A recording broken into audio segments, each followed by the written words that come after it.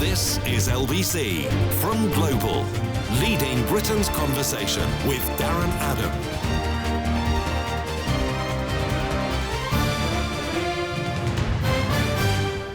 Good morning, it's 3 minutes past 2, Friday the 22nd of May, LBC leading Britain's conversation. I'm Darren Adam with you until 4 o'clock this morning. It seems like a really long time since schools operated. Like everything else, at the beginning of coronavirus time, it feels like it was all a very, very long time ago. The reopening of schools, inevitably in different parts of the country, there are different ideas as to how this might happen. We know that Boris Johnson has unveiled plans to allow more children in reception, year 1 and year 6, to return to school in England as soon as the 1st of June. Different parts of the country taking different views on this. We now know that in Scotland, in that part of the country, the aim is to have all children back in schools, but on a part-time basis by the 11th of August. Teachers will return to school during June to prepare for the attendance of pupils. Northern Ireland, children are intended to restart classes on a phased basis, including the possibility of mixing physical attendance and remote learning, possibly by September. The Education Minister, though, in Northern Ireland says that schools could reopen in that part of the country for pupils preparing for exams in the third week of August. As yet in Wales, no dates as to when that part of the country can expect schools to reopen. The Education Minister there, Kirsty Williams, saying she would refuse to set an arbitrary date for a return to school, saying the government first needed to see more evidence about the disease. So we're kind of all over the place. But what is clear is the mass opening of schools to all pupils is not imminent, wherever you happen to be, even in England. Even if schools do reopen in the way that Boris Johnson has suggested on the 1st of June, which is just a few days away, a week and change away, even if that does happen, it will only happen for reception year 1 and year 6 pupils. So the very great majority of pupils and students across the country will continue to be homeschooled. And if you're in that position this morning, if you have been responsible directly for your child's education, I really want to hear from you, and I want to hear your questions as well for my two guests. Lorrae Jaderberg, former deputy head teacher and co-founder and joint managing director of JK Educate, which is an educational consultancy, joins me first. Lorrae, good morning. Good morning, Darren. Pleasure to hear from you. Thank you so much for your time. And Vanessa Thompson, education advisor at Holland Park Education and a maths and English tutor. Vanessa, good morning to you as well. Good actual morning. You sound as if 2:05 was only ever a theoretical concept prior to this point. Pretty much, yeah. I have encountered 5:20 in the morning, but this was a very long time ago when I lived in rural Norfolk, so I do not understand this 2 a.m. of which you speak. You have my intense admiration. Well, welcome. You have my great thanks, and Lorrae, you as well. The number to call is 0345 6060973. You can text 84850, tweet at LBC, email Darren at lbc.co.uk. Homeschooling is going to continue for many and for some time. So any questions that you have about homeschooling, the best way to make sure that your child doesn't miss out on education on an ongoing basis, any other educational queries that my guests can help with, 0345 6060973, text 84850, tweet at LBC, email Darren at lbc.co.uk. And I think what we'll do just at the start, Lorrae and Vanessa, if you could just sort of outline, I guess, your areas of expertise, or the sorts of questions, the sorts of queries that you'd be particularly comfortable coming up with some help on. Lorrae, you first if you can. Yes, thank you. I will be comfortable answering questions on any area that parents are particularly concerned about. As an ex-deputy head teacher, I now work with families consulting all over the world, including London and the whole of the UK. And we are asked questions about all areas of children's education. We work with children from early years all the way through to undergraduates, actually. And I've been in education for over 40 years, so a lot of expertise to offer and to help. I'm also in touch with head teachers and school leaders, and so lots of information and help available here. And Vanessa? Similar to Laurie, I'm happy to answer any queries or concerns that parents might be phoning in with. In terms of my experience, I've been working in education now for a few years as a private tutor for, I believe, coming up to 4 years. And my approach in particular has always been to ensure a holistic approach, essentially. Yes, it's nice to get that English GCSE or do well in the 11 plus, but also, is the child doing well? Are they happy? And of course, that is applicable at any age. So, particularly interested, I suppose, in answering questions about keeping a balance, essentially, for kids, if that's what parents are concerned about. Any questions then? 0345 6060 973. You can get through to my guests right now. We start with an email, actually. It's from Stephen Lancaster. And Steve says, we are told usually in term time that if we take our children out of school, then they fall behind relative to the rest of the class. How much damage is being done educationally to children if they're all falling behind at the same time, asks Steve. Lorrae, do you want to take that one first? Yes. Well, that's a very good question. I think the good part of it is that they are falling behind at roughly the same time. The disparity here is the problem with some children who are able to make up some of that curriculum loss because of the differing circumstances that they're in. So, for example, some parents may have more time available to spend with their children at home. They may have more resources, more access to the internet than other children who don't have that. Some families may be sharing internet access, including iPads and so on. And I think this is where the problem is. There is definitely a loss here, and it cannot be underestimated, which is why I think the government is so keen to get children back into school, apart from other reasons. But it is actually significant and has been well documented in all sorts of research around the world over the years, as far back as the 1960s. So we know it's true, and we know we have a summer regression. But this is different because this is large chunks of development for younger children and other areas for the older children, so much so that there's been conversations going on even just yesterday about catching up on lost GCSE work, looking at changing content and perhaps helping with this possible inequality gap that's going to occur.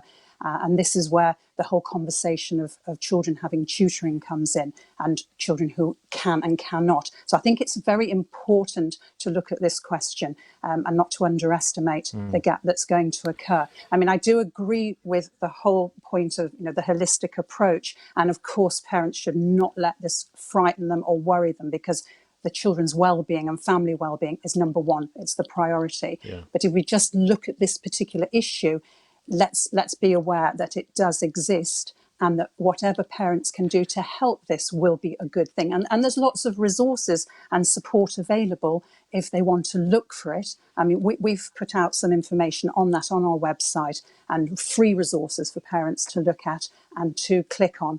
Which won't cost them anything. Very, very helpful resources. And there's plenty of information available. The DFE, for example, have got fantastic information on their website. There's lots of good support available, including schools. I was talking to a head teacher this week, and the amount of support available from schools is huge if parents ask for it. And I think that's another problem, that parents are not sure about going to ask for help. Well, and that's why we're very glad to have your expertise and also Vanessa's expertise this morning. 0345 6060 973. Any assistance that my guests can offer. And on that, Vanessa Thompson, one of the hats that you wear is as a tutor, and Lorrae was talking about tutoring and the importance of that in this very strange time. How important, how damaging do you think it is for all pupils right across the country to drop out of school essentially at the same time in this way? I think we need to be very careful about words like damaging, because that is, of course, a highly negative word. Sorry, that's the English tutor in me coming out there. Let's analyze. What's a better word to use? But yeah, I mean, what would be a better word to use then, rather than damaging? Oh goodness, good question. Concerning, perhaps setting, okay. But that's a reasonable point to make. I just sort of Well, feel that maybe we can. let's go with that then, because plainly parents have concerns. I'm sure teachers have concerns as well. How concerned are you by this, effectively a mass dropping out of formal education for millions of children? It is concerning, absolutely. As Laurie says, the positive element to it is that it's happening all at the same time. It's not like half or 30% or whatever have suddenly dropped out and the rest will be able to continue. There is, of course, the very good point that there is absolutely an imbalance, and the situation at the moment will, of course, sort of increase that imbalance. Some parents simply do not have time to, teach their kid for an hour about eutrophication or metaphors or simultaneous equations. Some parents do have that resource, not just of time, but also internet, iPads, various kinds of help. But yeah, thankfully there are a lot of free resources out there, and essentially it is about, I think, potentially encouraging the skill of a little bit of independent learning. I'm not just saying, chuck your 9-year-old on Google and let them figure it out, but potentially sort of, showing them, say, GCSE bite size, or not for a 9-year-old, but you understand what I mean. Just, sort of showing your kid the free resources available and saying, have a play around, have a little think. Yeah. Okay, Lorrae Jaderberg and Vanessa Thompson, my guests, respectively, former deputy head teacher, co-founder and joint managing director of JK Educate, and education advisor at Holland Park Education and Maths and English Tutor, answering your questions this morning. 0345 6060 973. You can text 84850. Tweet at LBC. Email Darren at lbc.co.uk. In various parts of the country, various different suggestions as to when schools may reopen. And, we're sort of used to that to an extent anyway. There's already a sort of differential between England and Scotland, I think, as far as the school holidays are concerned. I remember that from being a child myself in that part of the country, because the kids' TV programmes never quite lined up properly with the English holidays when they took place.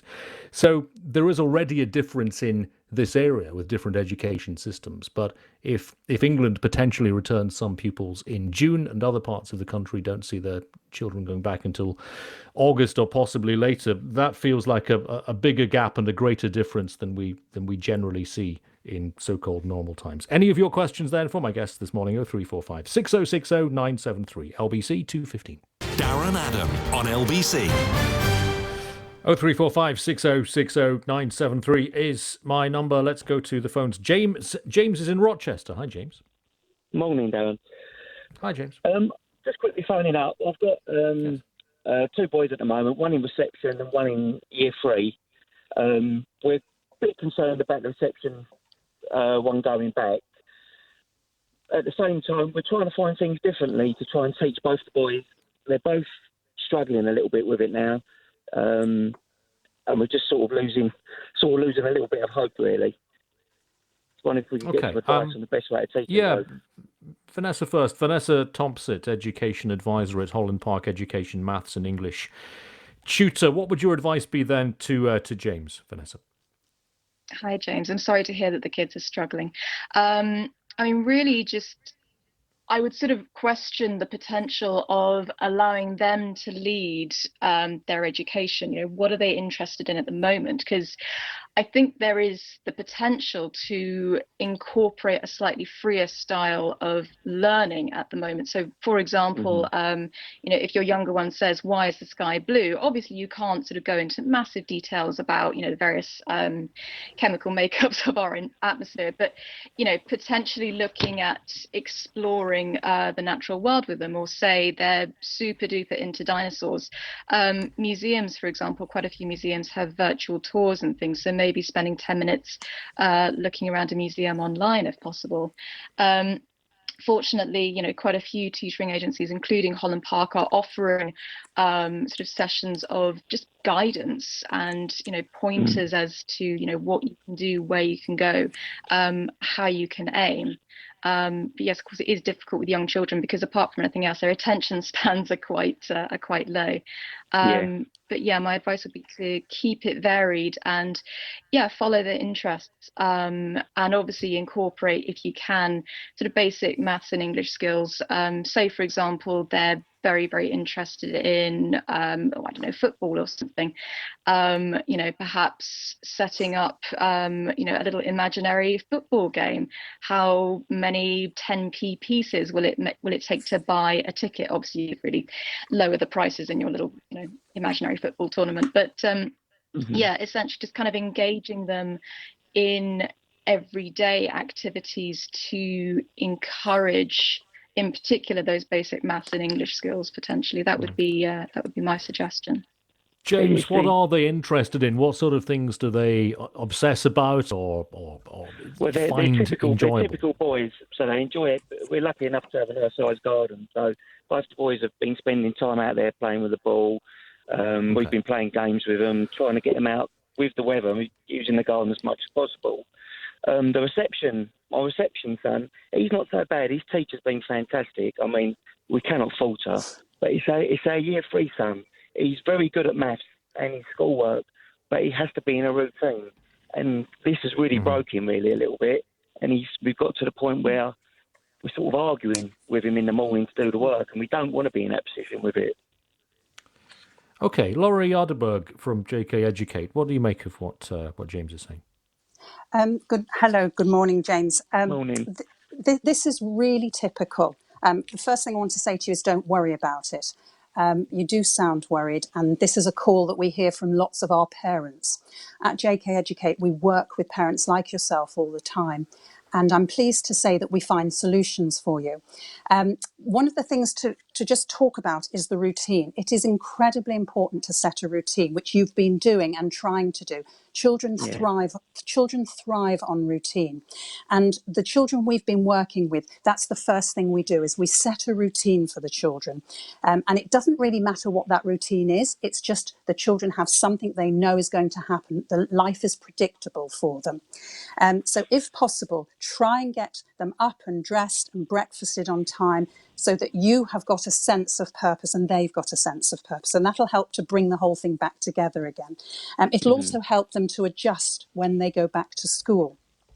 I want you to think about times of day when you can help your children with projects, and then other times when they can be doing things on their own. And you can talk to them about this and decide together, well, in the morning we're going to do this, and in the afternoon we're going to do that. And slowly start to whet their appetite for things that they can decide and they can do.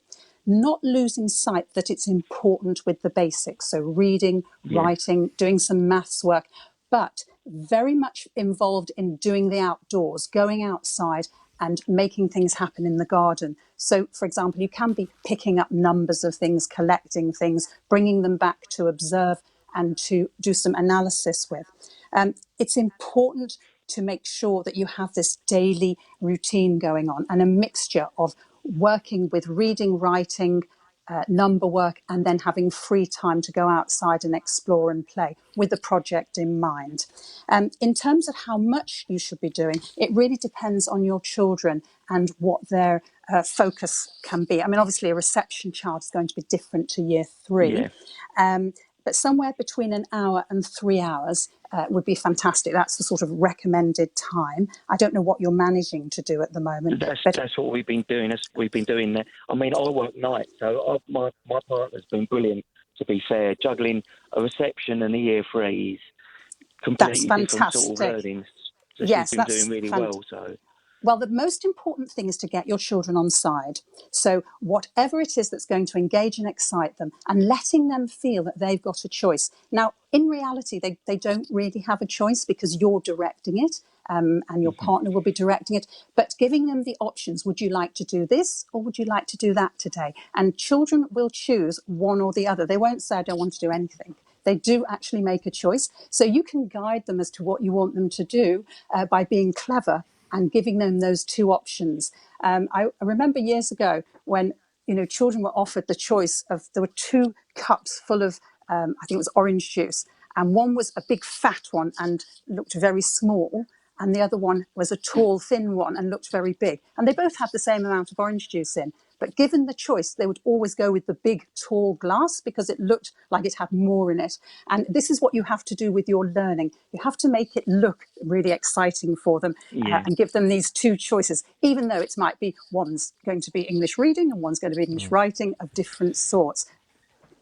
Okay, I mean, I've got to say, Laurie, I'm 46 years of age, and I would still be fooled by that, to be honest. I'd still be going for the tall glass, I think. So I'm maybe easily tricked. James, you said at the start of the conversation, I think this might be interesting for anyone else who's listening, that you're not going to be sending your reception age child back to school on the 1st of June, even if that does become possible. Why did you decide? Why have you decided not to do that? Well, like I say, my son's reception teacher is fantastic. I mean, she's been brilliant. And between us, she was in tears the other day saying that she cannot teach reception children the way that they should be taught. And it's going to be a bit of a shock treatment for them going back. They're going to be so isolated. Children that young want to be with their friends. That's all he keeps asking me about, is being with his friends. We have just basically come to terms with the fact that they're doing pretty well at home. They're happy at home. The school doesn't seem to have a problem with it at the moment. And for the foreseeable couple of weeks, I don't really want my son to be a sort of guinea pig and to be put in an uncomfortable position when we can teach him safely at home. Are you speaking to other parents as well, James? Other mums and dads? Yeah, well, we had an email come out. I think it was Tuesday. I think my partner said. She said Tuesday, and by the end of the day, I think 3/4 of my son's class had said that they wasn't sending them back. Really? So it was quite a high number, really. A shock. We thought there might have been a few more saying they would. So all right, James. Listen, thank you. Thank you for that, and thanks for explaining why you've decided to take that particular decision. We might reflect with my guests a little bit later on, if we have time, on what that will mean if that view is reflected, right across England, across much of the country. Then it might be down to parents ultimately who make this decision, because if you've got mass refusal to return on the 1st of June, it's a kind of moot point that the schools even reopen, I guess. Craig is in Poole in Dorset. Hi, Craig. Hi, Darren. You all right? Yeah, good, sir. What's your question? So the 11 plus exam, my daughter's due to take it in September, I think it is. And I was just wondering what the requirement's going to be, if that requirement is going to be lowered due to them not getting the same amount of education this year, or if it's going to be the same and they're just going to take that into consideration, or what. I've got 2 older boys that have previously already passed and got into grammar school. But now I'm a little bit worried about my daughter because I can't give her any private tutoring either, which is my second question. Will private tutoring be starting again soon or not? Well, on the sort of threshold question as far as examinations are concerned, then let's go to Lorrae Jaderberg on that one first. Lorrae, what do you think? It's an interesting question because this is the second time, believe it or not, that I've been asked this in the last 12 hours. I was chatting with a parent earlier on yesterday, and they were asking exactly the same question about the threshold for grammar schools. My view is that grammar schools are incredibly oversubscribed, and whilst they won't be expecting the same level as usual, I am sure that is the case. They will be mindful of the fact that children will have had this disruption to their schooling, and they want to make it a fair and level playing field for those children who have not had tutoring. I think that's really important to understand. So please don't worry about that. What will happen most likely is that normally, if, for example, a student has to achieve 210 in order to be considered for a place when they've taken their maths and English assessment, normally the range might be top score 280 with the final person getting in at 230 or 225.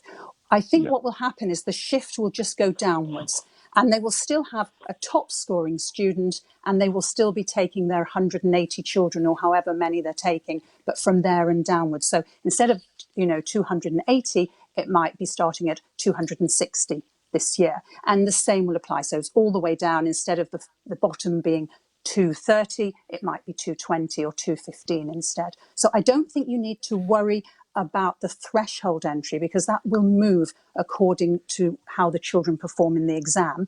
I think obviously you're going to be concerned about the disruption to education, but I think you know from your own preparations previously that you've been working with your children before. And if you just carry on doing the same and preparing in the same way as you usually would, that will be sufficient.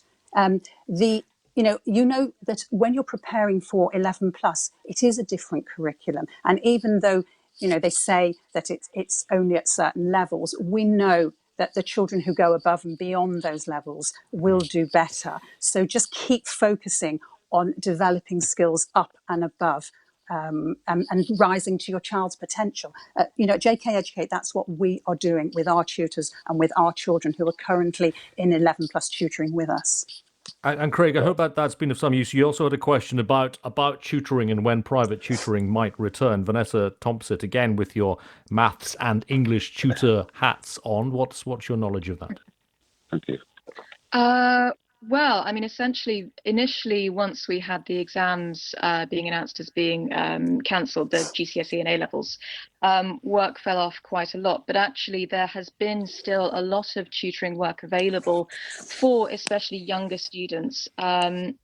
Holland Park in particular, they are offering all sorts of online courses and group activities, both towards the sort of more artistic, creative approach. We've got art classes, dance classes, etc., and also towards the 11 plus. So, for example, we've got someone doing a verbal reasoning class. And I'm still working with a few students who are preparing for their 11 plus and their 13 plus. So it is available online.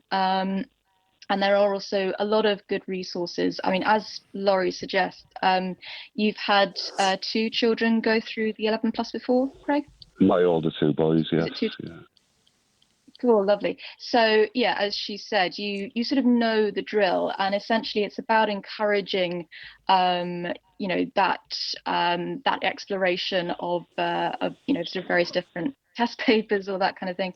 There are also course-free resources, and yeah, as mentioned, if you are concerned about that availability of tutoring, then I mean certainly at Holland Park we're working away, we're beavering away, and doing it all online, which is proving to be very successful.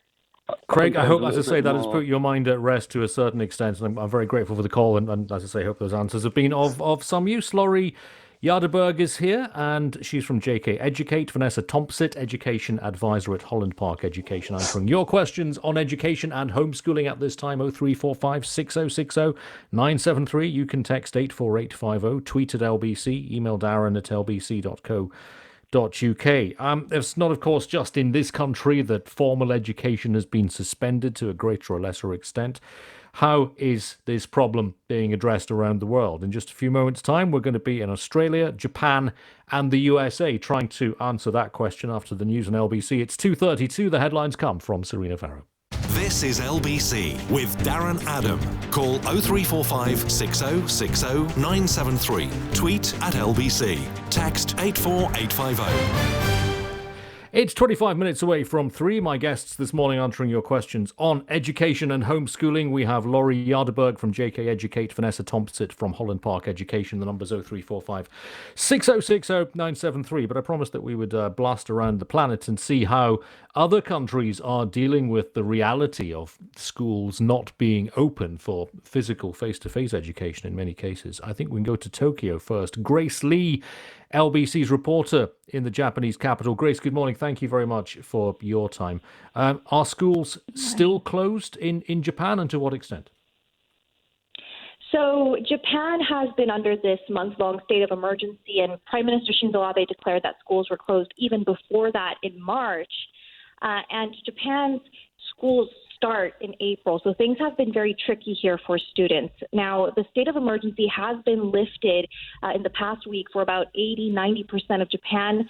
The only places where it's still under this state of emergency is big places like Tokyo and Hokkaido. So students here are still really struggling with this because Japan's public school system is not set up to do remote work or any kind of online education. So what students had to do in the beginning of COVID-19 is physically go to their schools and get this big stack of homework that would tie them over until the end of the pandemic.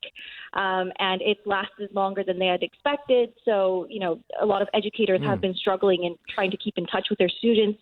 And of course, it was the beginning of the school year. So, a lot of these students don't really know their teachers, don't know their classmates. So that's another aspect that they've been struggling with. Now, as some schools reopen across... Oh, sure. Sorry, I was just going to say, Grace Lee, I do find it quite surprising that there has not been more use made of technology in trying to keep education going. I've only ever been to Japan once. It was about 15 years ago, and it's a fantastic place. But I was struck by, as you might expect, as the cliche might indicate, just how far ahead of the rest of the world in terms of technology Japan was. You had Wi-Fi available in hotel rooms like hot and cold running water, which was not common elsewhere at the time. Technology then has not played a part in keeping the education system running. No, so the infrastructure simply isn't here. And, a lot of people are surprised when I say this, but Japan is very much based still on paperwork and physical face-to-face interactions. And just to give you an idea, during COVID-19, doctors have had to handwrite documents about each COVID-19 patient and fax it to their local wards. So they still very much use fax and paperwork here rather than shifting over to online and digital. So schools are the same way. A lot of schools here haven't been able to make that shift. Some private schools have been able to. So that's where educators are starting to worry that we're going to see a gap between students who are getting private education and being able to start their school year this year, and the public school system where students simply have been on this one very long break now, and they continue to be on a break in big places like Tokyo and Hokkaido for they're not sure how long. So we're going to start seeing a gap there as well. Okay. Grace, very grateful for your time. Thank you very much. That's Grace Lee, LBC's reporter in Tokyo. Let's go to Seattle. Dahlia Bazaz, schools reporter for the Seattle Times. Dahlia, good morning. Thank you for your time this morning. I guess the picture across the USA is going to be determined state by state, but maybe starting in your state and then looking at the rest of the country, are schools generally open or thinking of reopening? So they're still closed. Their physical buildings are closed, but under an order from the governor, they're still supposed to be doing some sort of schooling, whether that's online or through phone calls or paper packets. As it is across the country, online learning and remote instruction has just been kind of a mixed bag. It depends on how prepared each state or each school system was to take things online. Lots of kids don't have access to the internet or their own personal devices. So it's been a lot of improvisation based on the students that schools are serving. And I guess that education is something which is dealt with almost entirely at a state level rather than at a federal level, or would that not be correct? I think individual decisions about when to reopen schools, the types of things to offer students, most of that is determined at the state level and the district level. There are, of course, legal guidelines for things that are set at the federal level, but I think where you feel the most impact in terms of policies at the state level. I mean, states have the ability to reopen and open schools. They have the ability to mandate instruction or tell school districts to just keep everything closed. So most of it is at the state level, which is why we see such a mixed bag. Every state has decided to approach reopening its economy in a different way. Are there concerns, and I know these are concerns that are shared here in the UK, about conveying, apart from anything else, the concept of social distancing, never mind getting them to obey it, to very young children? Does that feel like a practical obstacle to reopening the schools? Yeah, absolutely. And that's why there are so many voices chiming in here about what would be the best way to reopen schools. A lot of folks have said, how are you going to ensure that little kids are social distancing? And they've thrown out a few models. Some of them are staggering school start time. So you have a wave of students come in at the beginning of the day, and then you cycle them in throughout the day so that there isn't a huge congregation at a recess time or leaving or coming into the schools. But this was an issue from the very beginning. We still have some childcare centers open for folks who are working in hospitals and on the front lines. And it's a risky environment. It's really hard to be a childcare provider and make sure that kids are staying away from each other. Sure. Dalia, very grateful for your time. Thank you. Dalia Bazaz, schools reporter for the Seattle Times. Let's hop across the Pacific to Sydney. Jordan Baker, education editor of the Sydney Morning Herald. Jordan, hello. Thank you for your time on LBC this morning across the UK. Australia, a country which on the face of it has a pretty, certainly compared with the UK and the USA, a pretty good record when it comes to dealing with coronavirus. What part have schools closures in your country played in that, would you say?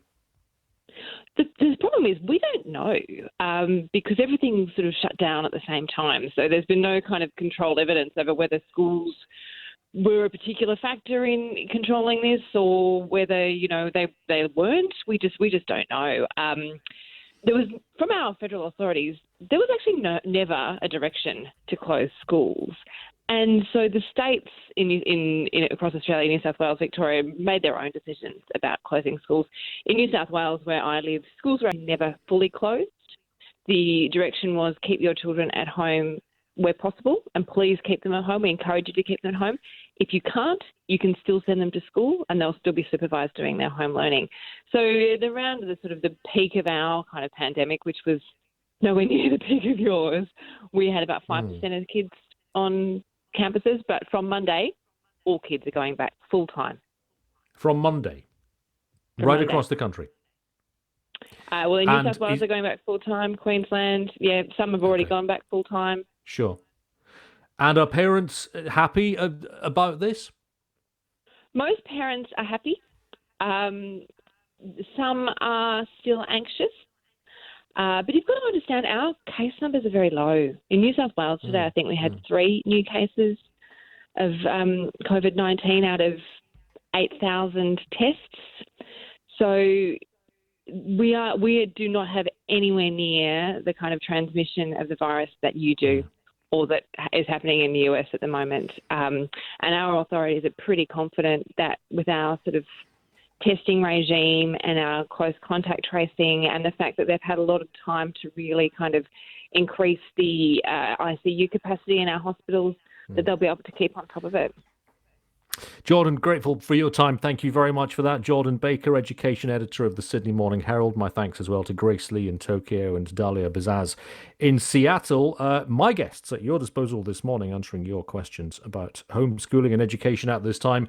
We have Lorrae Jaderberg from JK Educate, Vanessa Thompson from Holland Park Education, and a question to you both from Sandra in New Haven, who has emailed to say, how much should I worry that teaching methods have changed so much since I was in school? I was given some long division homework to look at, and the methodology seems to be completely different. It involves boxes and squares.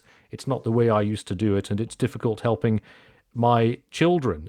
How common a problem is this, would you say? Let's go first on this one to Vanessa Thompson. I'm reminded very much of that scene in The Incredibles 2 when the father says, "How can they change maths?" I think that's where Sandra's coming from.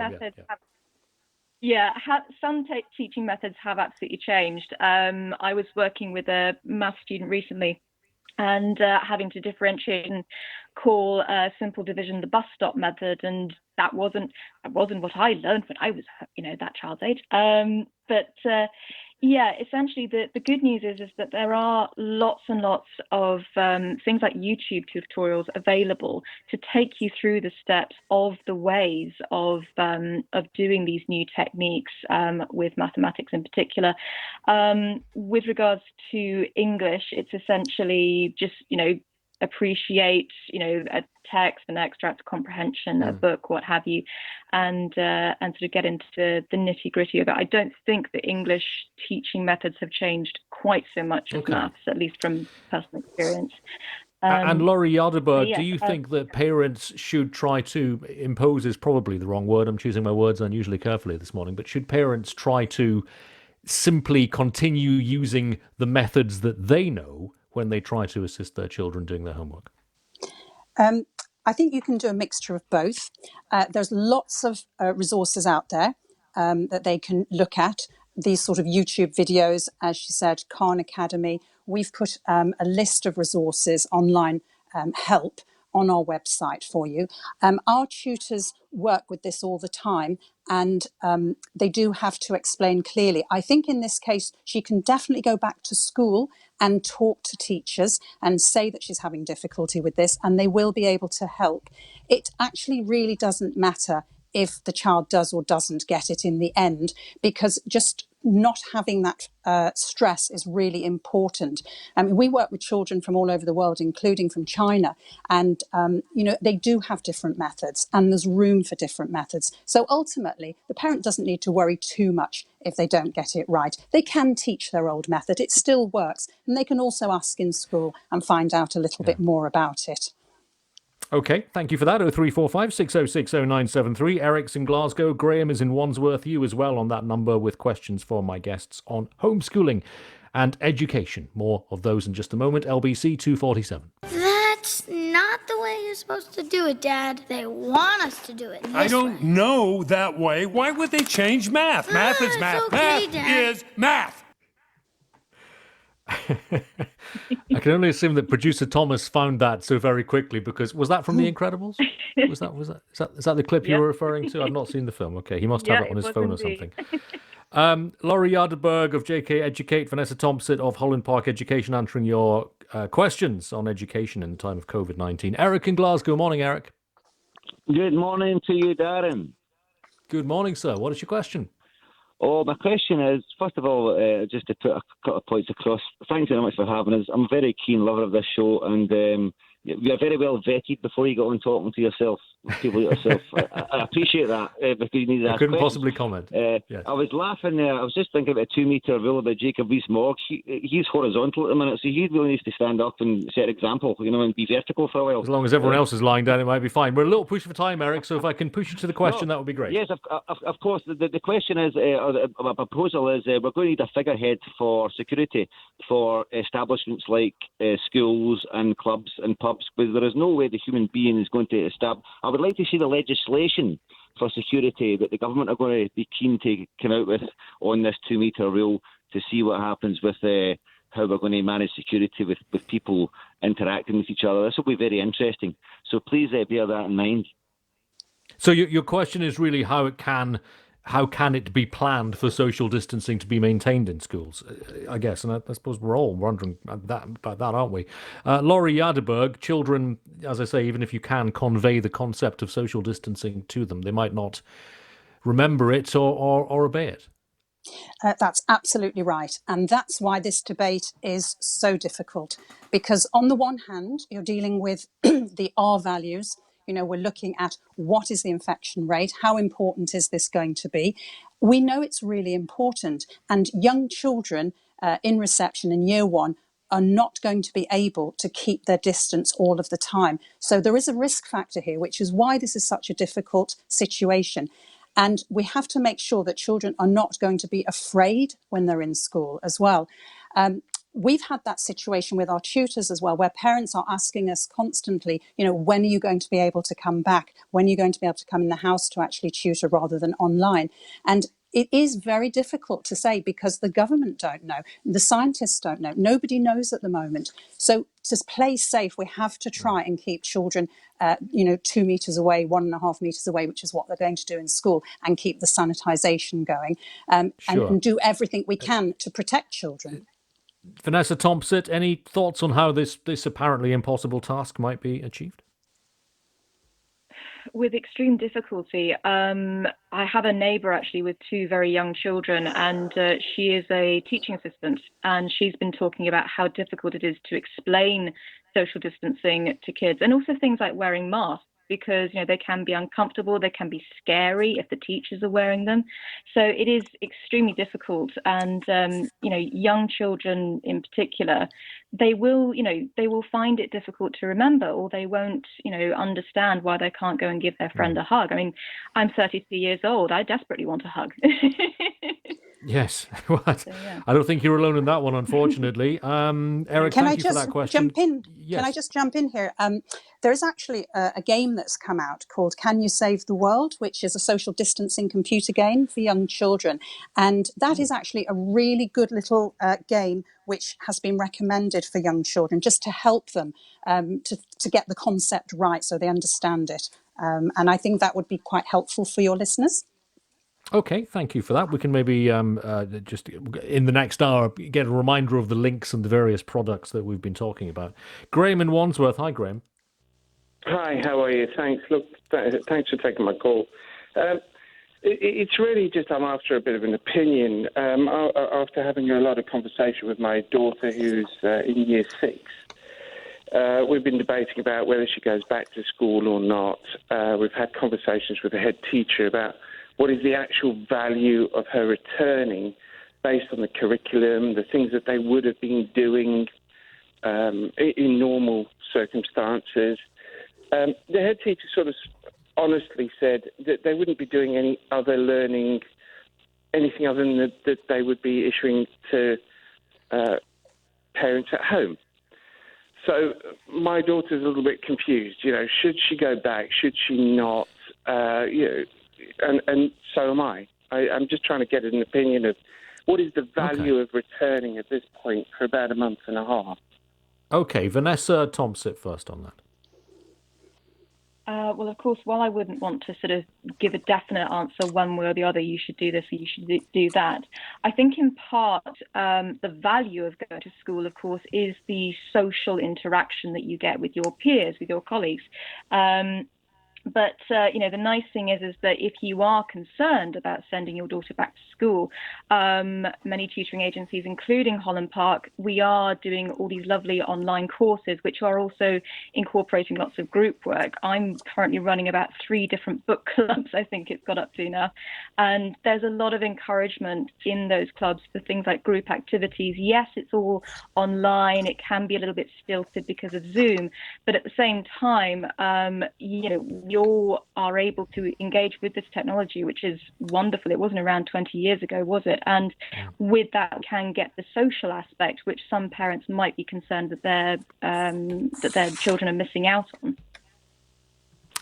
Graham, thank you for that. I want to just get to a couple of texts and tweets and emails if I can, just ahead of the news, because we've only got a couple of minutes left on this. So we'll try to do these as briskly as we can. Robert Ellis has children who are getting predicted grades, and so they're not having to do, as they would see it, terribly much work just now. He says, how can I motivate them and change their horrendous sleeping habits? They're awake most of the night and they sleep till midday. Well, welcome to my life is the first thing I would say on that one.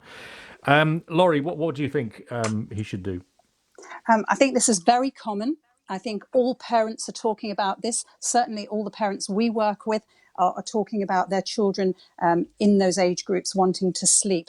I think being understanding, showing understanding, asking them what they'd like to do with their day, start to try and motivate them, talk to school as well, find out what they're supposed to be doing, and try and talk to them. I think try and find out what they want to do. Get on side with your child and get them motivated by asking them what they want to do. I think that's the most important thing. We had a text from Safi that was asking a very similar question. I suspect it's going to be an issue increasingly for parents and for children. Richard has texted to say, are your guests receiving communication from parents that indicates an increased respect for teachers and for the art of teaching? Who wants to pick up on this one? Yeah, I'm happy to pick up on this. Yes, we are definitely. I think parents have become very aware how difficult it is to be a teacher and to engage children effectively. I think also teachers feel at times a little bit unloved by the situation, because obviously different areas of the country have got different responses to the work that they're giving. And so they want to try and help the children as much as possible and the parents. But I think they are very, very committed, and teachers have worked flat out to provide as much as possible for the children. I know of teachers that have been going around to drop, photocopied sheets to people that haven't got printers. They are available all the time. So, yeah. And a very quick final question. This is from Alison, who's texted to say, roughly how long do you think your guests think a child should be spending on work set on their school website? Obviously different for different age groups, but what would be a rough idea for, say, a 5-year-old and a 10-year-old? Maybe Vanessa, you could take that one. I would suggest basing that on contact hours that they have in school, for example. So, for example, if a child has, say, 5 hours of maths lessons per week, I'm slightly pulling that figure out of the air, maybe they should be looking at, say, 2 hours maximum per week. Essentially, obviously you have in a class situation, maybe of 25 to 30, you obviously have far less, one-on-one contact time and sort of independent study. But yeah, I mean, essentially ensuring breaks in particular, not worrying perhaps so much about the time that they spend, but ensuring that they are taking breaks, that they are getting outside. And I think, as Lorrae mentioned as well, really keeping to that schedule and just making sure that they're not overworking themselves, I think is really important to consider to maintain that balance. Okay, well, there's going to be an element of homeschooling for a while yet. Even if schools do return, it seems that it won't be on a full-time basis immediately, and it might not be for all pupils. So I suspect we should be having these conversations again. Thank you very much to both of my guests this morning. Lorrae Jaderberg, former deputy head teacher, co-founder and joint managing director of JK Educate, an educational consultancy. You can find out more online about what they do. And Vanessa Thompson, education advisor at Holland Park Education, similarly, and maths and English tutor. Thank you very much to Lorrae and to Vanessa.